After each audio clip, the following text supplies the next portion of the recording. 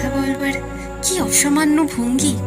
সেই সঙ্গে নরেশ লিখেছে, কথাগুলি বানানো হয় দোষ কি? বুঝতেই পারছো, একটা তুলনার সঙ্গে তোর চিঠিতে অদৃশ্য কাটার মতো আমার বুকের কাছে বিছিয়ে দিয়ে জানাই, আমি অত্যন্ত সাধারণ মেয়ে। মূল্যবানকে পুরো মূল্য চুকিয়ে দিই এমন ধন নেই আমার হাতে। না হয় তাই হলো, না হয় ঋণী রইলেন চিরজীবন। পায়ে পড়ি তোমার, একটা গল্প লেখো তুমি শরৎবাবু, নিতান্তই সাধারণ মেয়ের গল্প, যে দুর্ভাগিনীকে দূরের থেকে পাল্লা দিতে হয় অন্তত ৫-৭ জন অসামান্যার সঙ্গে।